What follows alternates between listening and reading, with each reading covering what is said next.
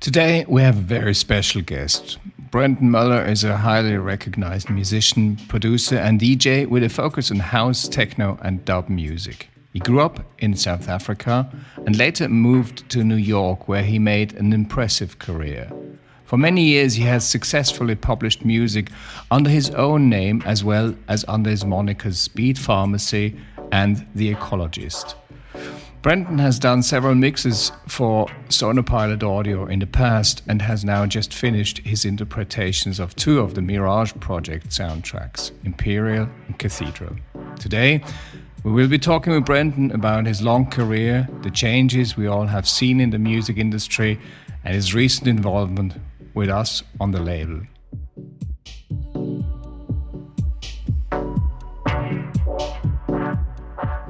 Brendon, you grew up in South Africa during the apartheid regime. I was wondering, how did this experience shape you and your views on the world? What did you take away from all that? It was a very surreal and insane society to grow up in as a child. And because of the fascism, I only became aware of how things were as a teenager, because the history that was taught, the censorship, the TV, the radio, the control, never really got to see or understand or know too much of what was going on. And, then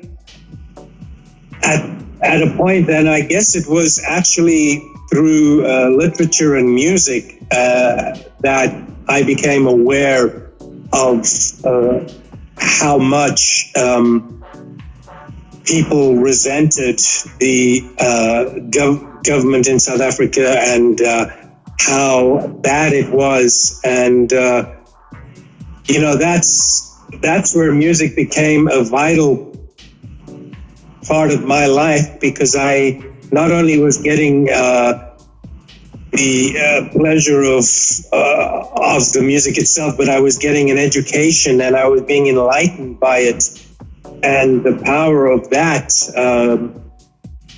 stuck with me up until, all the way through till now. And so you had, I guess you had a period where you were a punk and had,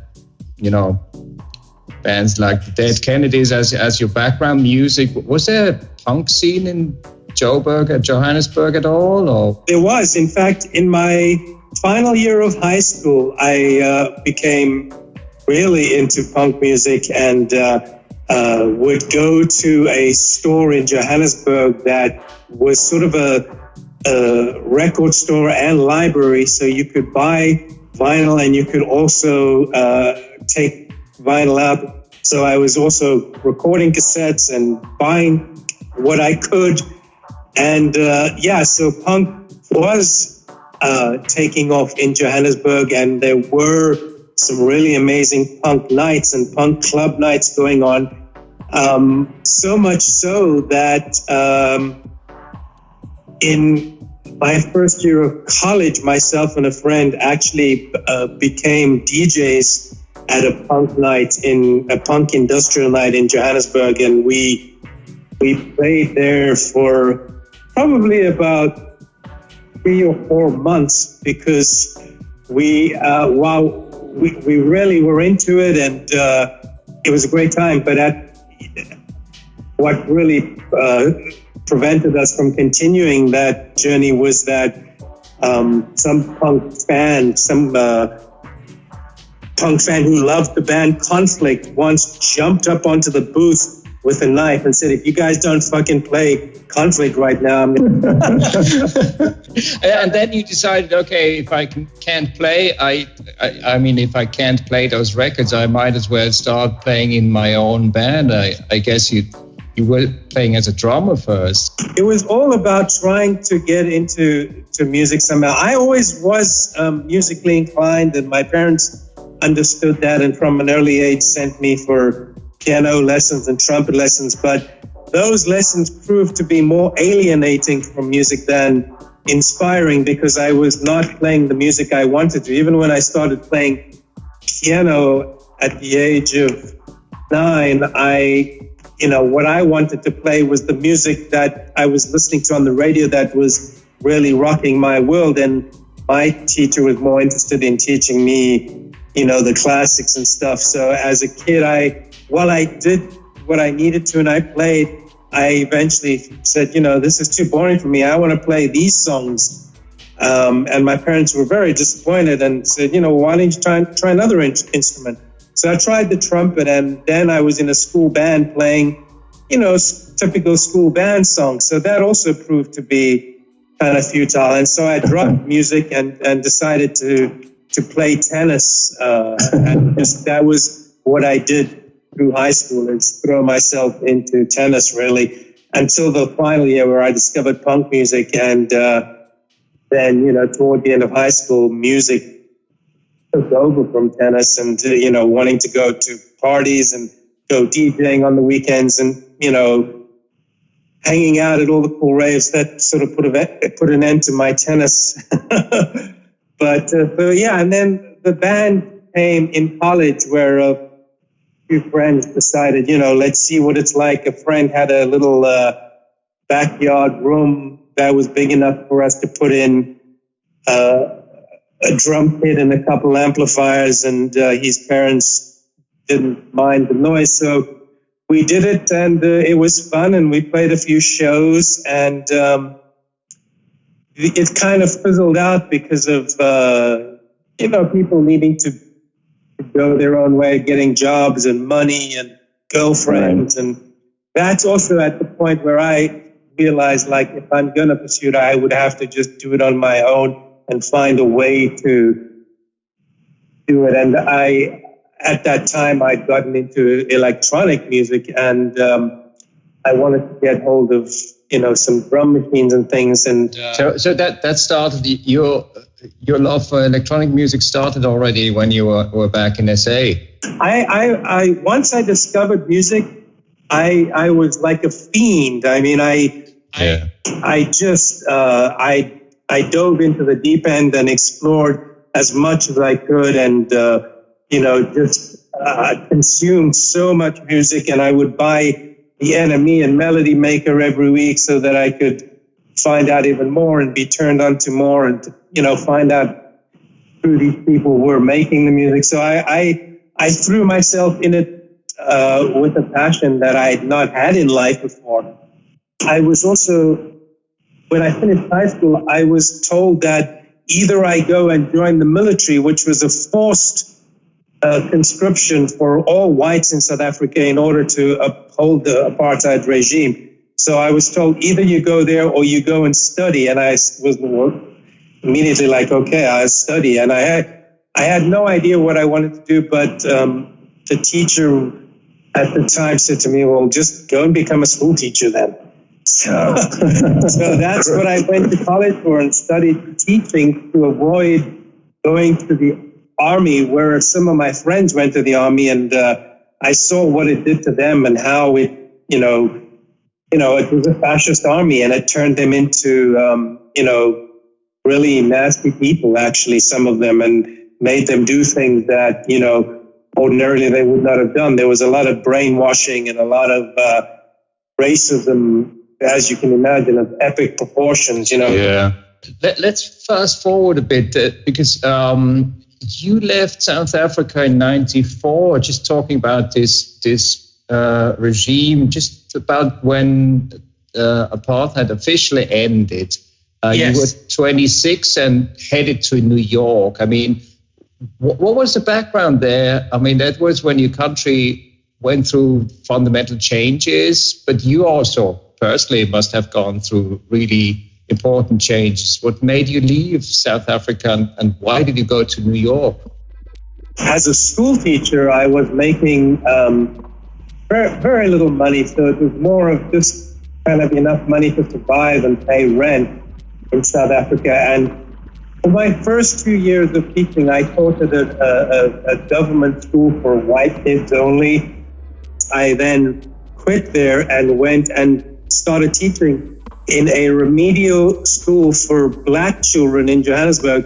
And the idea of the school was to be providing education to kids whose parents had been detained or tortured or were victims of political violence, or, just anything that related to the climate. So when I went and did that for a year, that was probably the most eye-opening experience, teaching these kids who lived and, experienced the hatred and the torture and the control of that government. And so, at the same time as this, that job took a lot out of me. And I was trying to play in bands, and I was doing some music journalism, and I was, trying to find a means to become the producer that I wanted to, and I just couldn't. And then I decided to resign from that job and leave the country. And it was at that point that things got tricky, where the military contacted my parents and were like, you better tell your son that he needs to, come and join, or we're going to, put a arrest warrant for him and all this. And, so it became really, really hairy. So I sold my car, I sold my belongings.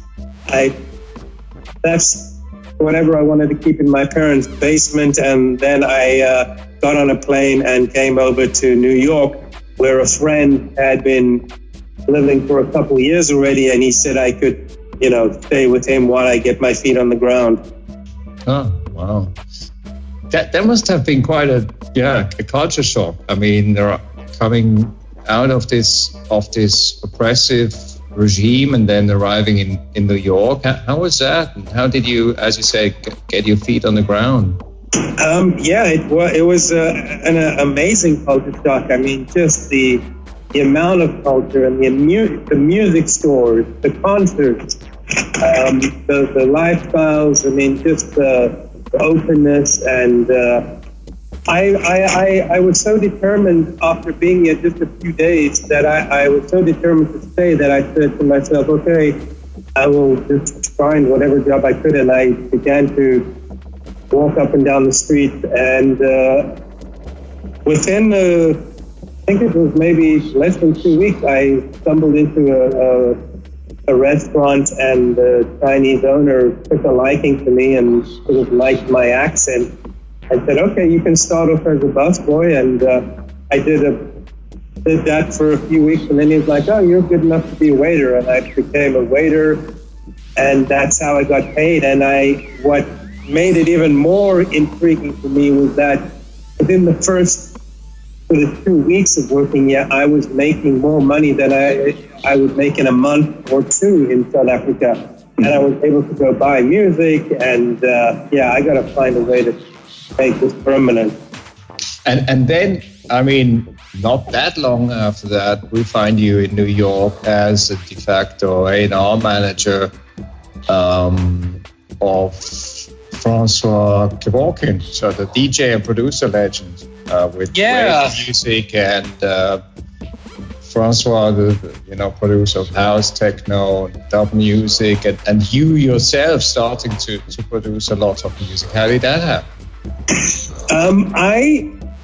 After working as a waiter, I kind of got burnt out on that, and I went downtown to one of the record stores that I would shop at, and I said to him, look, can you hire me? I would love to work here. And he said, okay, sure, I can't pay you what you were making, but you'll have access to music, and you can work there as long as you like. So I started working there, and that was also where I just consumed so much music. Like, that was where I began to dive into things that I hadn't looked at, like jazz and more obscure stuff, South American music, Cuban salsa, obscure African music, obscure European music.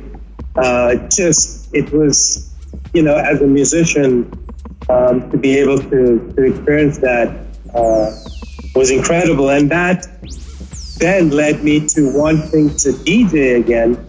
And so a friend opened up a lovely bar in Astoria, Queens, where he made me the resident DJ on Saturday night.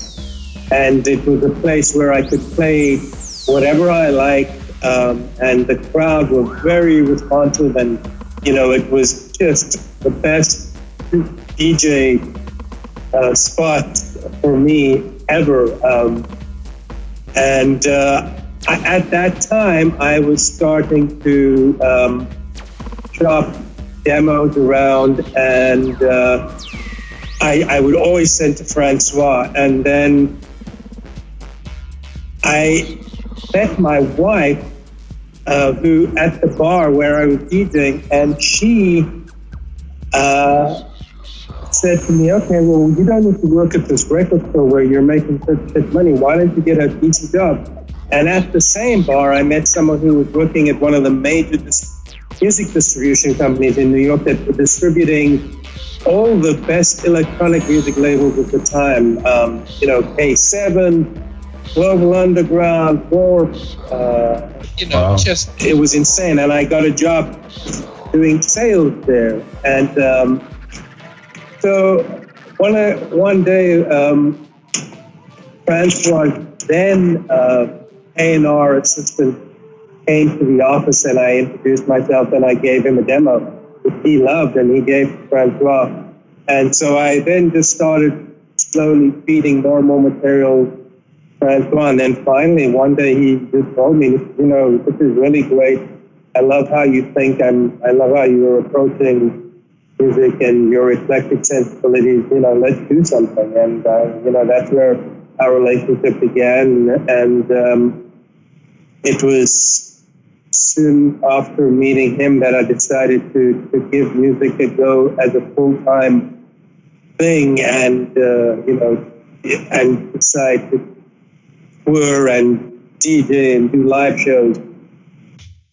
Well, I mean, this is in musicians' careers. This is such an important point when you can decide, okay, I don't have to do the day job anymore. I don't have to work as a waiter anymore, and I can support myself with what I really love. So that must have been a great experience.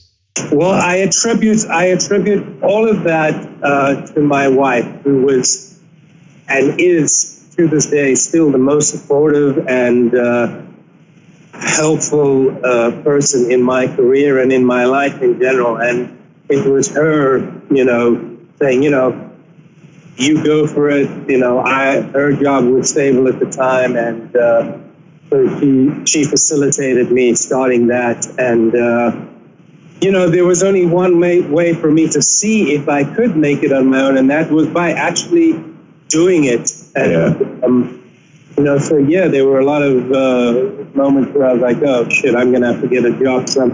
But everything kind of always, you kind of find a way, and you hustle. And of course, being in a relationship and being married, there was always a support system in place. And then, so my journey on, establishing myself as a producer and touring and getting gigs, that was, that would be the primary goal for the next few years.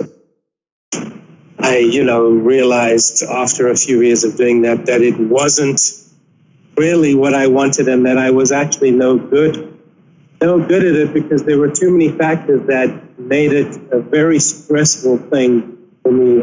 Number one, suffer from incredible claustrophobia. So being on airplanes and in airports constantly, left me feeling very stressed. So by the time I would get to a gig and get to sound check and, do 3 or 4 gigs in a weekend, I was, it was not fun for me. And I realized that I had to find another means. So that's when you really started to work mainly out of the studio. I mean, what you just said, I think that leads me just right to the next question. We know that you have a very strict work ethic. Sometimes I see you, messaging around at very early hours. So you get up early, and you spend a lot of time in your studio, and you have your life as a family man, as you just said. So how do you balance those two things? And how does a typical day for you look in terms of this work-life balance? Well, it's really great because my studio is in the basement of our house. And I wake up usually at 5:30, 6 in the morning. I have a coffee and then I go straight to work. And I always, I'm always busy working, whether it's on stuff that I'm commissioned to do, namely making either, sample packs for, companies like Sample Magic, Loop Masters, etc., or whether it's, working for this company, Epidemic Sound in Sweden, who I write tracks for, or whether it's, stuff I'm doing of my own accord, like as ecologist or bee pharmacy as Brendon Moeller. I just always want to be creating and producing, and I love it. I mean, being in the studio jamming, that's really where I realized, this is what I want. This is what I love doing. I'm a sound designer. I'm a studio rat. This is where I thrive. And so once I realized that, it was, for me, I love waking up every morning and going into the studio, turning on the gear and just diving in. At these very early morning hours, they have their own kind of magic, don't they? I mean, I also get up early, and then you have this your head is somewhere between, the night and the day, and you're fresh and you're not tangled up in things that become important during the day, and your ears are fresh, and I love that moment. I love that moment, absolutely. Absolutely, yeah, absolutely. And then my kids get up and they get them into school, and it's a good routine. I have no issues. I consider myself incredibly lucky to be living like this, and especially during this last year. Pandemic, where a lot of my peers and friends have been without work and unable to tour and unable to make money, and I've been blessed and fortunate to be able to continue doing what I do, and so it's I'm lucky, man. I'm the luckiest goddamn producer there is. I don't know what I did to deserve this or how it happened, but man, it feels like there's divine intervention making it. Yeah, sometimes the cosmos just smiles on you, but then you turn around and smacks you on the head, and you don't know where that came from. Well, absolutely, yeah. There is always that, and I mean. You have kids and you try and maintain, that going. Yeah, I mean, there is always that, but at the end of the day, no matter how bad it gets,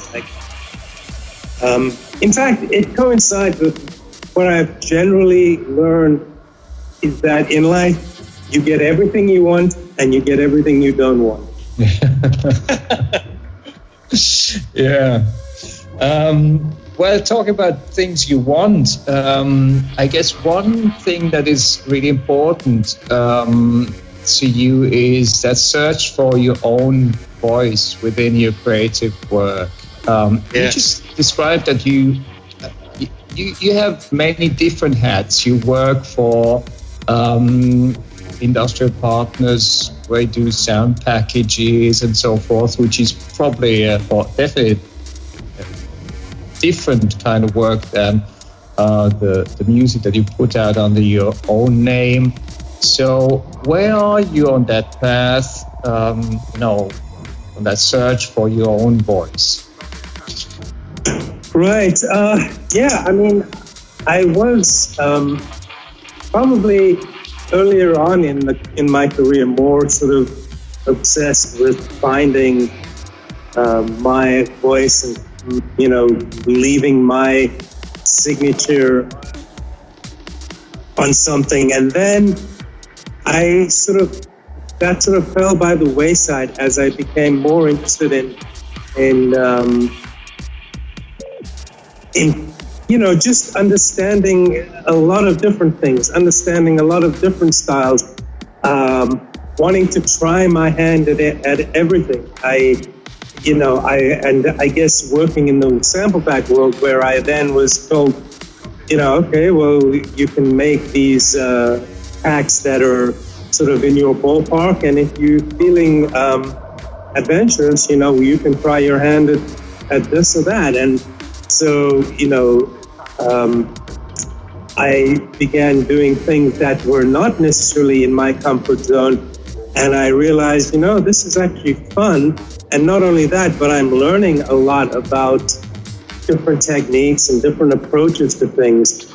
And so perhaps all that knowledge does in some way come across in what I do now and how I approach things. I mean, maybe in these remixes that I just did for you guys, there was probably when you and Johnny heard them, I'm hoping that you were like, wow, this guy always surprises me. Yeah, definitely. We always look forward. I mean, look, remixes is always, you've done that with other people before. It's always like a Christmas present. You never know what's in the box. You unpack the thing, you download the track, you start to listen, and it's always a surprise. And then sometimes you think there are people who do an okay job, and then there are people who do something with your own music that you think, oh wow, I've never thought that he could take it there, or look at that, and that's the pleasure of doing these remix projects. Exactly, and that's I think like even bands that are touring, instrumental bands, rock bands, jazz bands out there. I mean, if you were playing the same version of everything every night, it's like you got to have fun with it. You got to take it places where you might not necessarily have thought to. Like, I think if you're a band and you're going on the road 100 days of the year and you're playing the same version over and over, you are going to get bored with yourself. That's why it's like, even, I don't know if you're a fan of Matt Johnson and the. Oh, yeah, sure. Yeah, he's been around for a long time too, huh? And he's just put out a live album of the tour they did before the pandemic, and there's some amazing versions of his back catalog on there. And I just love the fact that him and the band, they take these songs into different places, different melodies, different moods, and for me, the fact that they're releasing that as a double album of stuff, like, to me, it doesn't even matter that those are songs I know, because they're interpreted and they're pushed forward in such a great way that it's like, you know what, if you want to do the same song over and you have the ability to make it interesting every time you step out there, it's like, and so that I guess my point was like all this stuff I'm doing in the studio and the time I spend in there, like, it's got to consciously and subconsciously be coming out in what I do,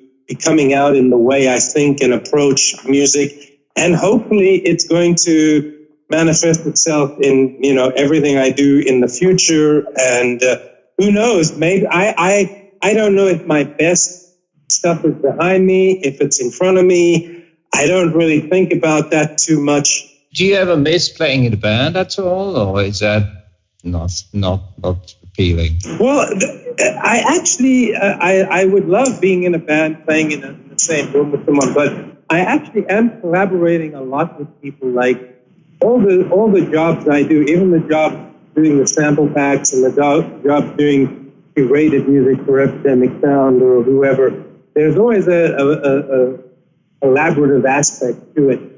I really appreciate, and so I try and encourage collaboration, and I do have like collaborative projects happening. I love that, and especially working with like-minded musicians who are also, just not concerned with, anything but trying to have fun and trying to come up with stuff that's, unique. Have you, by the way, have you ever thought about going back to South Africa at all? I mean, South Africa has a very vibrant electronic music and dance scene. And have you ever considered spending more time there? Or? I've been back a few times, and I actually did do a little DJ tour there the last time I was there, and I played some clubs. And yeah, it's I love South Africa, man. If I felt, if I was on my own, I probably would be back there. But it's just too unstable. It's not such a great place to raise kids and raise a family. Yeah, like I would feel probably too guilty to take my wife and kids away from here where they're set up and there's opportunities to South Africa where there is opportunity, and it's a great place, and it's vibrant, and the culture is good. But yeah, Yeah, it has some challenges. Beautiful country, but it's going through a difficult phase again. It is, and right now they're having like the worst COVID situation ever in Johannesburg right now. The hospital is insanely packed. People are like dying, waiting to go into the hospital beds. It's just nuts. We forget about that sometimes, that, here in America, we're getting ahead of COVID because the vaccine has been around and everyone's getting it. So, we feel like, we are getting past this, but there are places in the world where it's good show, man. Let's move on perhaps to, or just take a step back and talk about our industry from a bird's eye view. You have been in this industry for a very long time, and there have been fundamental changes. When we, were about the same age as we discussed earlier. Right. When we were teenagers, it was really hard to find music. I remember, I grew up in Switzerland, and radio stations here would only play the usual mainstream stuff. I was working then at some time in a record shop, and it was always, twice a week we received new deliveries from the UK, and we opened up the boxes and were hoping that the new XYZ would be in there. And right. It was just always a surprise, but it was hard to find music, but it was a constant search. And today it's still hard, I find at least, to find the good music, but just for completely different reasons. Today I feel like I'm inundated by a tidal wave of music that is being published and streamed, and most of it is stuff that I really don't want to hear, and you have to dig and find stuff. So I guess what you're referring to is the fact that Spotify is uploading 55,000 new tracks a day. And perhaps two of them make, like 20 cents. The rest goes just away. You hit the nail on the head. I mean, now, back in the day, searching for music was, reading NME, Melody Maker, getting the vinyl and looking on the back of the vinyl and see who produced it or where they produced it and who's involved, and then following those names to find out what else they do because you like that. And so you would discover music, and then the tough part would be to actually find it in a record store or have a record store that would order it or try and get it for you. Yeah, and then you found it and you bought it and you brought home that piece of vinyl and you put it on your record player, and it was just a special moment. And then for the next 7 days, you listened to that record back and forth, and you learned all the songs. And that's by the way, I learned some English, of course, at school, but a lot of my English I just picked up from records, which was not always the most brilliant English, to tell you the truth. But and today, sometimes I catch myself that I just, listen to music in a totally different way. I just sometimes, of course, treat music like everybody does, like, an acoustic wallpaper, and it just gives me some background. And even records that I stumble upon and really like and would love to listen multiple times and make it something like a soundtrack for, a moment in my life, I just don't seem to have the same attention span like back then. I don't know how you feel about that.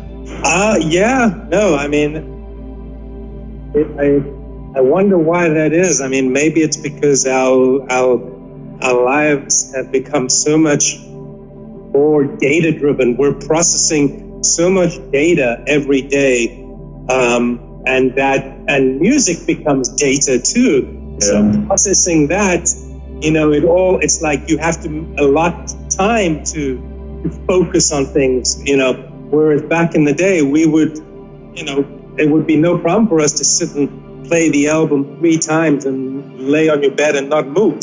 Yeah, exactly. Now it's like, I don't think we would allow ourselves the luxury of doing that. Yeah, you would scroll through some messages while you're doing that, or do something. You would be distracted. Yeah. Always feel like, oh, what am I missing out on? What have I forgotten about? Who's trying to reach me? Oh, let me check the news. Let me check the tennis scores. Let me check whatever. Yeah, well, just imagine how it must be if you're, 13 or so. How old are your kids, by the way? My daughter is 15 and my son turns 12 next month. Okay, so smack in the middle of that. Well, we were just talking about this whole migration from vinyl to streaming services. There's also another way to look at that. You can say it brought a lot of democracy to the whole 100%. industry. Yes. In the past, you needed a big label, expensive studio time, and today anyone can produce a record in their bedroom. I mean, talk about Billie Eilish, and you might like her. I think that's amazing. But at the same time, we just get inundated by so much crap and so much boring stuff that it's hard to find the good stuff, I think. Right. Well, it comes down to processing data and being able to sort through and find what you need. And sometimes tell me you have an experience that you put on Netflix and you decide you're going to watch a movie, and 1 hour later you haven't found something because there's too many choices. Yeah. And then you wasted a whole hour. Exactly. Could be sitting in your garden or doing nothing, or just chatting with your wife. Or it's with audiobooks. I have an Audible subscription there, and I can download 2 books a month, and then I read all the New York reviews of the book reviews and everything, and it takes me hours and hours and hours to find the next book. Anyhow, another area in our industry that has just made tremendous or gone through tremendous changes is the technology that we use to produce music. I mean, we started in a world where you needed a big old recording desk, or I guess you also had Nakai S1000. For our listeners who don't know what that is, that those are sampling machines, early sampling machines that were the first generation or second generation that had a certain quality, and you would use floppy disks to save your sounds. And then there was a keyboard. I guess you also had a Mirage. Yes. Mirage had this. It was an 8-bit machine and had this very peculiar sound. And anyhow, back in the day, it was expensive. You had to buy all this equipment, and that was another hurdle. And today you can download a little bit of software. You pay a couple of $100 and you can produce music in your bedroom. How has this trend influenced your work? I mean, today you can have anything as a plugin. machine, and sometimes it's the same as with the Netflix. You don't know, should I use this plugin? Should I use that sound? I have 15,000 sounds here. I have another. Right. Well, it's very hard to make the right choices. How do you feel about that? Well, I guess the way things have worked out is that I love straddling both worlds, the analog world and the digital world. The convenience that the digital world brings is sometimes great for saving time, for quick sketching, for moving fast. The analog world is where I go to get the fun, the experimentation, the joy of a hands-on thing with an instrument. That is for me, that's always like the fun part of my day in the studio, is when I'm actually able to play with the analog gear, because a lot of the time I'm driven by deadlines and driven by getting things done. So I opt to use the conveniences of the digital world, the plugins. And, I've learned that you can even fool most people with digital, and you can make things sound analog. You can make things sound live. You can sort of bluff your way through everything with digital. Yeah. But the bottom line is, it's programming, and it's work, and it's focus, and it's discipline. But it doesn't bring the fun that when you have a real synth or a real sampler, or you have analog gear or a mixing console, you have 5 guitar effect pedals lined up together in a chain, and you're messing with sound. Like that is, that's pure joy. And so I try and obviously combine that as often as I can. But when it comes to time constraints, I find myself always opting for the digital. But with my own stuff now, I'm more about having fun with the analog gear and then putting it together in the digital realm. So essentially, I love both aspects of it, and I think, it's whatever works for you, whatever you, I've heard some amazing tracks getting made with just, cheap laptop and Fruity Loops or Reason. I've heard, amazing tracks getting made with, $100,000 Buchla system. So basically, the tools are the tools, and I think getting too caught up in that is also problematic. You should just use what you have and put your heart and soul into it, and Yeah, I'm a terribly slow producer. I mean, I come up with an idea very quickly. I hear a sound, I have something, I set up something, I start to fiddle around, play around with something, and there's an idea, there's another idea, and then I just, within a couple of hours, I have basic elements. But then it takes me weeks to create really something that I like, and that has a good structure and is really, what I want it to be. So it's sometimes it's a tricky balance to because you have all these opportunities. You can still change this here, and then you can still,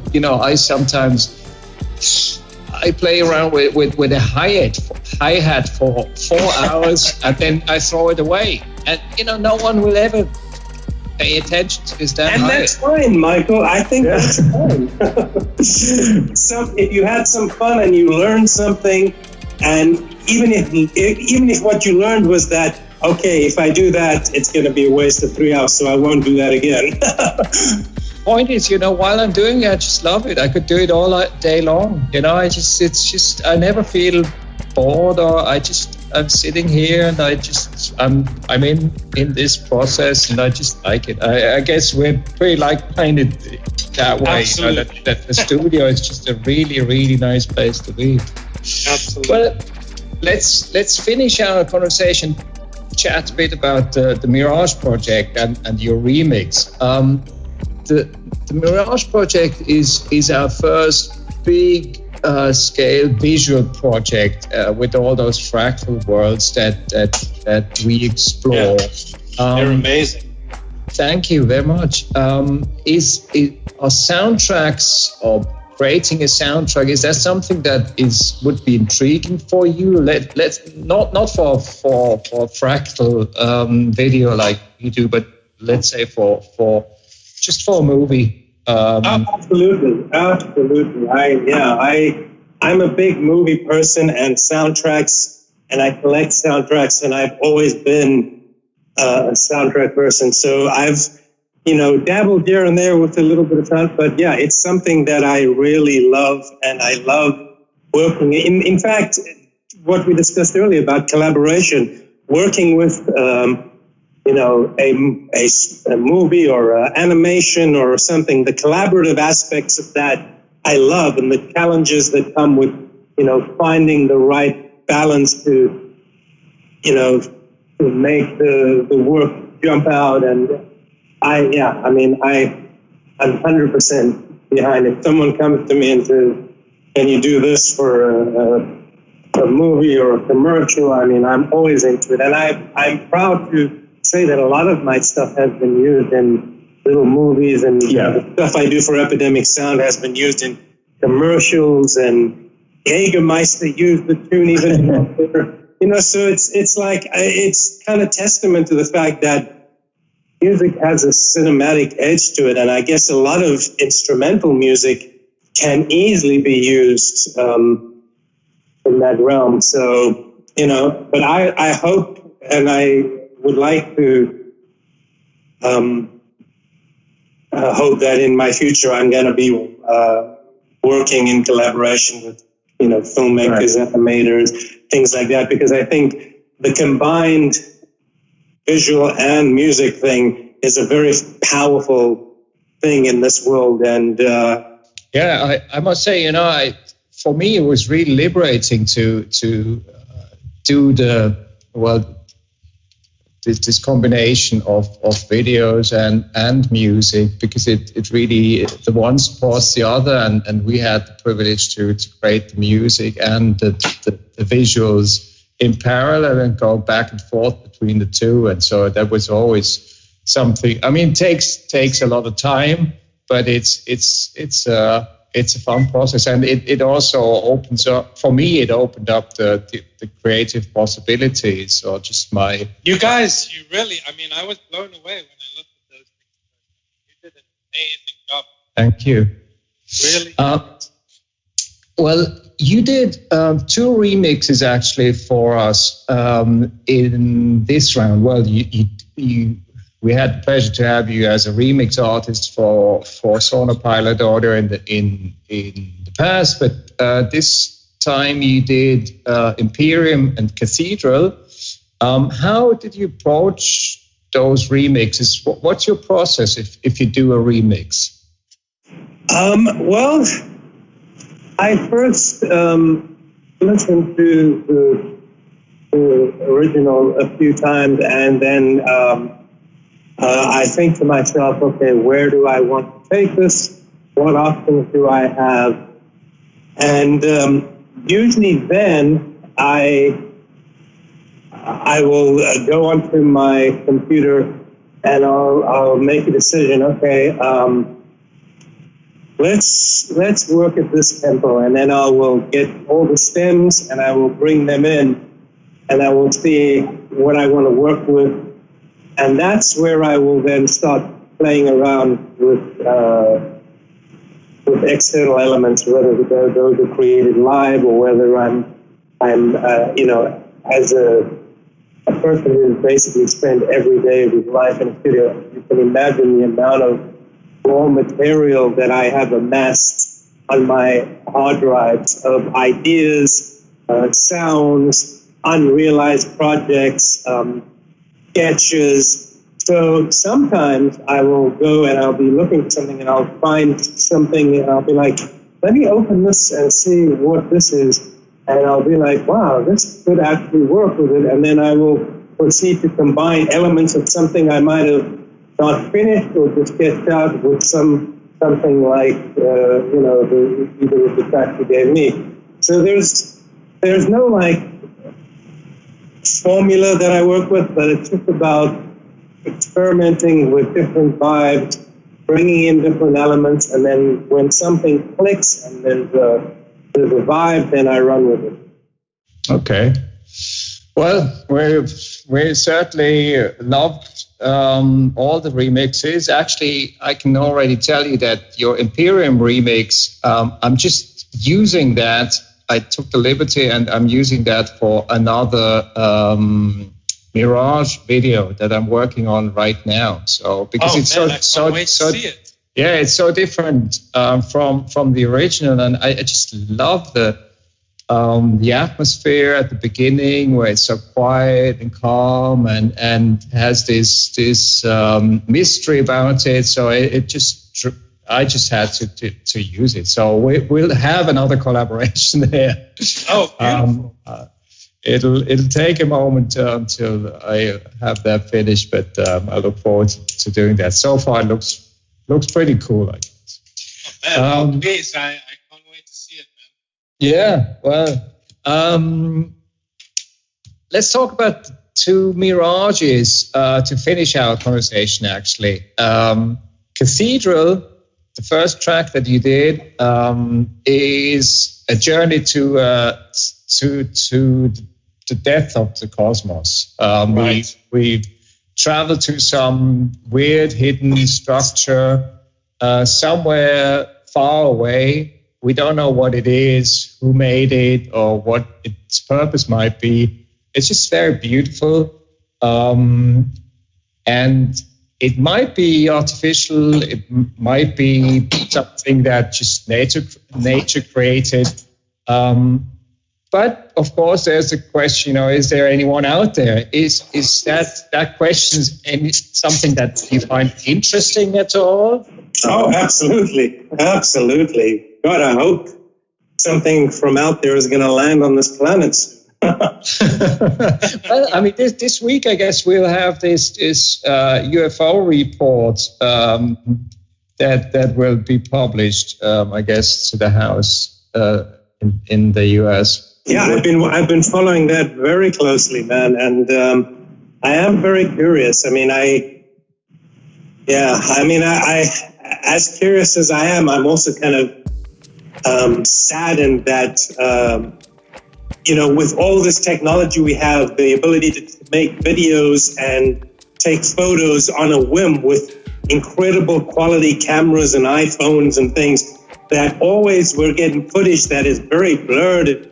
How come these things are always showing up where we have no access to the kind of technology that could really hone in on what we're looking at rather than just be a little blip or a blur? So I'm hoping that soon we're going to see some more photographic or video evidence that really shines a light on the possibilities. Well, I guess the cosmos is just a huge place. I mean, unimaginably huge, and it would be weird if we'd be the only beings out there. It's just a question, do we live in the same, period? And do we have technical means to get in touch ever? And then the question is, would it be a good thing? I mean, Stephen Hawking was very critical. He said, well, better don't pick up the phone if the alien calls, because he's not going to treat you gently. So he's certainly going to, if he has technical means to call you, that's not good news. Right. Yeah. Well, I mean, I guess that, if we base everything off of what we know about nature and how nature works, which is cruel, cold, and calculating, yeah, maybe the rest of the cosmos is the same way, and therefore everything is food for something else. Yeah. Well, we'll see. The other side of the equation, so to speak, is the other track that you did for us for Imperium. Imperium is traveling to the subatomic world of the very small. And I find that really fascinating that there is this world around us and just beneath us, and all the stuff that we touch and everything that we're made of is a world of pretty much, like nothing. It's just quantum objects, energy, probabilities. I certainly don't have anything. I don't have the education to really understand anything about the math behind that, but I find it fascinating that the further you drill down into matter, the less tangible it becomes. Yeah. And the older I get, the stranger I feel about that there is basically, we're surrounded by a lot of things that our wetware in our skulls, it creates this image of a world, and we feel comfortable in that world, that we see it and touch it, smell it, but it's not really there. I know, like you, the older I get, the more I'm just like, holy shit, man, we don't know anything. We have no clue what's at work. It's on so many different levels. Yeah. I wish that things move faster and understanding about things would happen faster. But man, well, then again, Terence McKenna, I don't know if you know the ethnobotanist, San Francisco. He said that time is speeding up, and that a billion years ago time dragged because nothing happened, but now there's something happening every microsecond. So time is actually speeding up because time and the universe, the universal consciousness, is amassing data and occurrences, and it's therefore accumulating things at a much more rapid rate than it used to. Right. And because in our little corner, maybe, who knows? I mean, time has certainly raced on. We have now been chatting for about an hour, and it was a great pleasure to have you on the show today. And thank you very much for spending this hour with us. It was lovely, and good to meet you, Michael. Definitely looking forward to doing that next video with your sound and sharing that with you, and hopefully doing another project together real soon. Fantastic. All right. Thanks, Michael. Thank you very much. And with this, we just conclude our conversation with Brendon Moeller.